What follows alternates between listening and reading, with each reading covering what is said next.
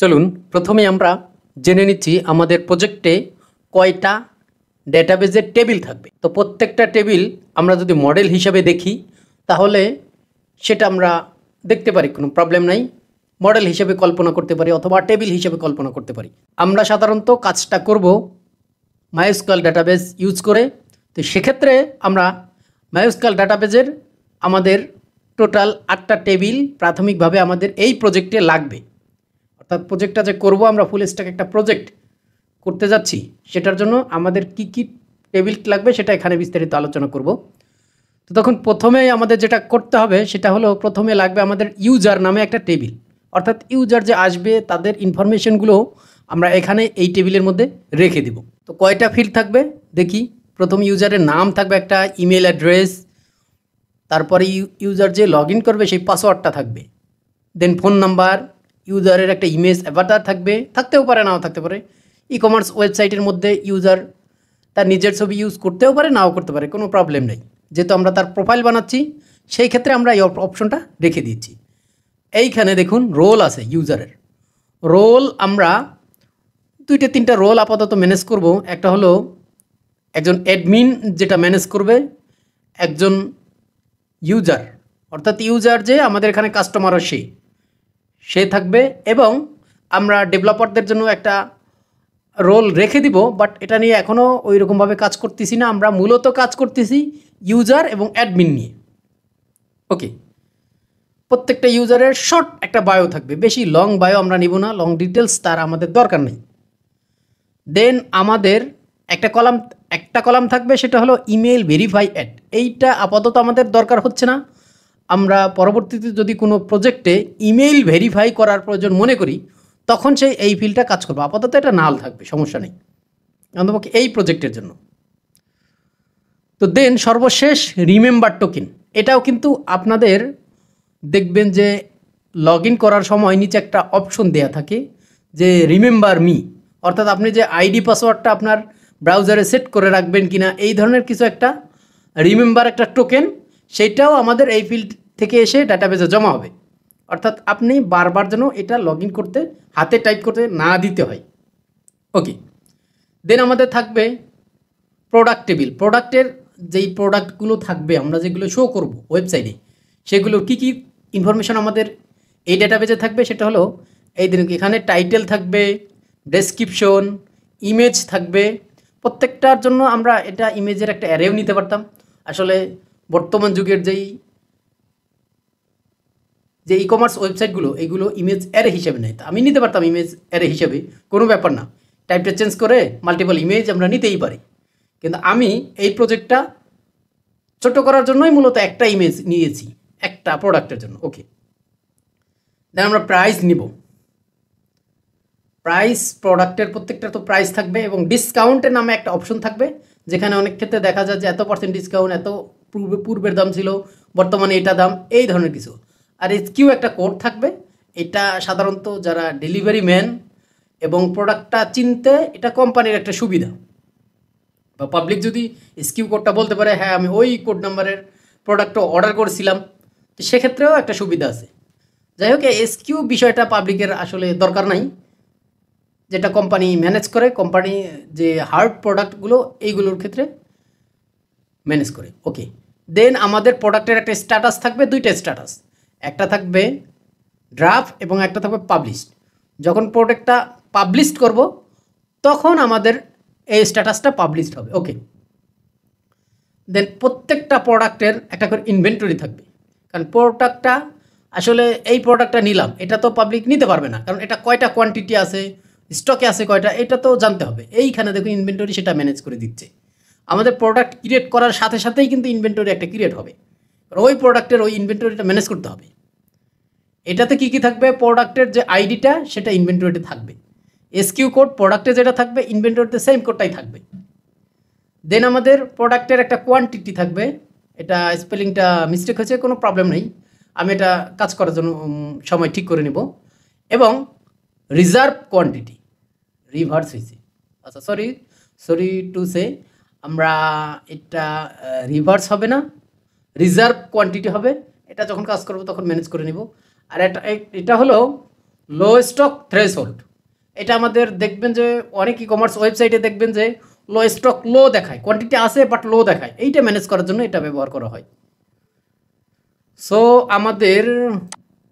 আমাদের কি করবে, এই উপরের 3টে টেবিল থাকার পরেই কিন্তু আমরা একজন ইউজারকে এখান থেকে প্রোডাক্ট পারচেস করার সুযোগ দেব। পারচেস করার সুযোগ দিলে সে কি করবে, প্রথমেই তো আর সরাসরি দেবো না এটা দাও সেটা না, সে কি করবে, চুজ করবে, প্রোডাক্ট চুজ করে সে একটা কার্ডে প্রোডাক্টটা ইনক্লুড করবে।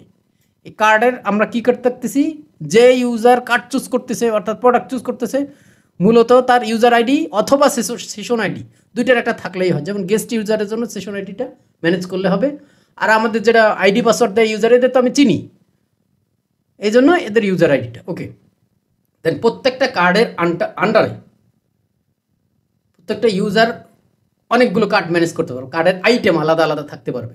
যে আমি একটা প্রোডাক্ট নিছি এটার জন্য একটা কার্ড, আর একটা প্রোডাক্ট নিচ্ছি আরেকটা কার্ড, না, একই কার্ডের আন্ডারে একই সাথে আপনার 2-3টা আইটেম থাকতেই পারে। তো সেক্ষেত্রে প্রত্যেকটা আইটেমের জন্য একটা আইটেম কার্ড, ওই যে উপরের যে কার্ডটা ওইটার একটা কার্ড নাম্বার এখানে থাকবে, এবং যেই প্রোডাক্টটা চুজ করবে সেই প্রোডাক্টের একটা আইডি নাম্বার এখানে থাকবে।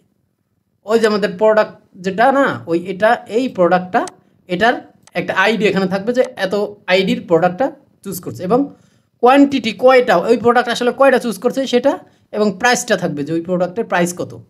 ওকে, দেন আমরা কার্ডে অ্যাড করার পরে আমরা চলে যাব অর্ডার টেবিলে, অর্থাৎ অর্ডার তো করতে হবে নাকি, আমরা পাবো কোত্থেকে, তো আমরা অর্ডার করলে পরেই আমাদের অর্ডারের আইডি থাকবে একটা, কোন ইউজার অর্ডার করলো তার একটা আইডি থাকবে। দেখুন এইখানে আমি লিঙ্ক করে দিয়েছি, আচ্ছা লিঙ্কটা একটু পরে বুঝি, আগে অর্ডার আইডি, ইউজারের আইডি থাকবে একটা, কে কোন ইউজারে অর্ডার দিছে, এবং অর্ডারের একটা ইউনিক নাম্বার থাকবে।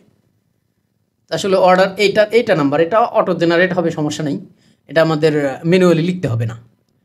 এবং সাবটোটাল, এই যে অর্ডার যেটা দিছে এটার হলো টোটালটা কত, অর্থাৎ নেট প্রাইসটা কত, সাথে আপনাদের শিপিং একটা কস্ট আছে। আপনারা জানেন যে প্রত্যেকটা ই কমার্স সাইট যেগুলো অনলাইন ভিত্তিক বিজনেস করে তাদের মালামাল যে শিফট করে এটার একটা কস্ট আলাদা থাকে, সেটা 50 টাকা হোক, 40 টাকা হোক বা 60 টাকা হোক, একটা থাকবে, বা অনেক বেশিও থাকে মালামাল ভেদে।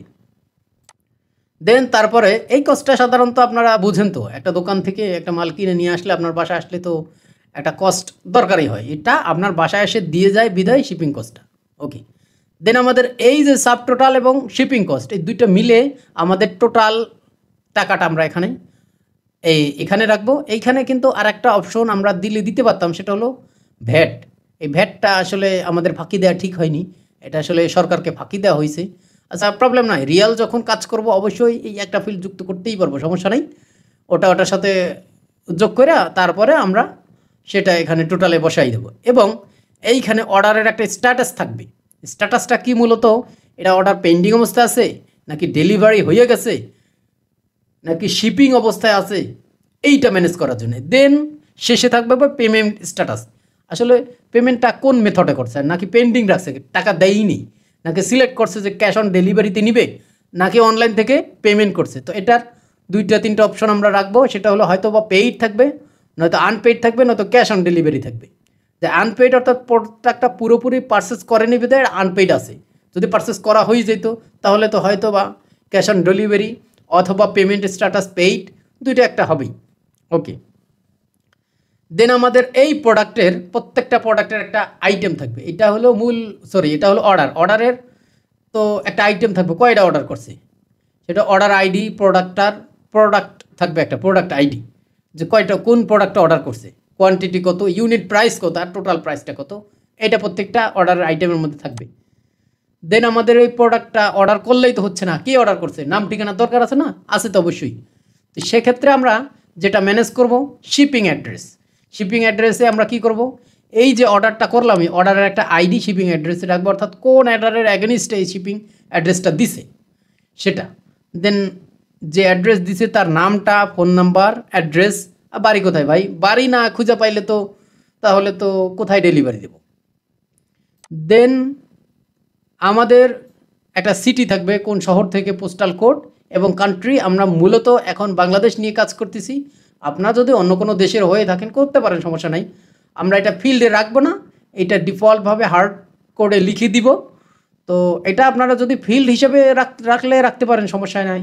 বা সিলেক্ট অপশন হিসেবেও অনেক সময় রেখে দেয় যে এই কান্ট্রি থেকে আমাদের এখানে অর্ডার করতে পারবে। ওকে, যেহেতু আমরা বাংলাদেশ নিয়ে ভাবছি, এখন বাংলাদেশেই আমরা কাজ করব। এটা আমাদের মূলত কুইক ডেভেলপমেন্ট ইলেকট্রনিক স্টোর নামে আমরা এই প্রজেক্টটা করতেছি। এখন আসেন আমরা একটু কানেকশনটা একটু দেখি, যে এই কানেকশনটার মানে কি। একজন ইউজারের অনেকগুলো কার্ড থাকতেই পারে, তাই না? কিন্তু একটা কার্ডের অনেকগুলো তো ইউজার থাকবে না, থাকবে না। এক ইউজারের অনেকগুলো কার্ড থাকবে, একটা কার্ডের অনেকগুলো কার্ডের আইটেম থাকবে, ঠিক আছে? হ্যাঁ, থাকবে। আচ্ছা, আর একজন ইউজারের অনেকটি অর্ডার থাকতে পারে না? ওই অর্ডারের বেইজে একটা অর্ডারের মধ্যে অনেকগুলো আইটেম থাকতে পারে।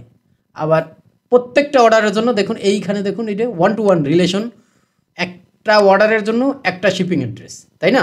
এটাই তো মূলত হয়। দেন আমরা এখানে দেখুন যে প্রত্যেকটা প্রোডাক্টের, এই একটা প্রোডাক্টের অনেকগুলো অর্ডার আইটেম থাকবে। অর্থাৎ একটা প্রোডাক্ট শুধু একজনই কিনবে, একজনে অর্ডার দেবে, তা তো আর হতে পারে না। তাহলে অনেকগুলো অর্ডারের মধ্যে এই প্রোডাক্টটা থাকতে পারে। এবং একটা প্রোডাক্টের একটা ইনভেন্টরি, এটা আমরা আগেই বলেছি 1-to-1 রিলেশন। এবং এই প্রোডাক্টের সাথে অর্ডার আইটেমের 1-to-many রিলেশন, অর্থাৎ একটা প্রোডাক্টের অনেকগুলো অর্ডার আইটেম থাকবে। দেন এই যে এইখানে ইউজার এবং অর্ডারের মধ্যে একজন ইউজারের অনেকগুলো অর্ডার থাকবে, 1-to-many রিলেশন। এখানে 1-to-many রিলেশন। এখানে মূলত দুইটা রিলেশনেই কাজ করছে, একটা হলো 1-to-1 রিলেশন এবং 1-to-many relation. Back to back কোনো রিলেশন নাই, তারপরে আপনার নাই, মেনি টু মেনি কোনো রিলেশন এখানে নাই। তো যাই হোক, এটাই ছিল মূলত এই ডায়াগ্রামটা। এইগুলো আমরা ডাটাবেজে এভাবেই কাজ করব। তো আমরা যখন ডাটাবেজ ম্যানেজ করব, বিষয়টা আগের থেকেই বুঝে নিলাম, পরবর্তীতে আমাদের কাজে যেন বুঝতে সমস্যা না হয়, আসলে কোনটার সাথে কানেক্ট হয়েছে, কোন ফিল্ডে কী ডাটা থাকবে, এগুলো আপনাদের আগের থেকেই জানিয়ে নিলাম। তো চলুন নেক্সট পর্বে যাওয়া যাক।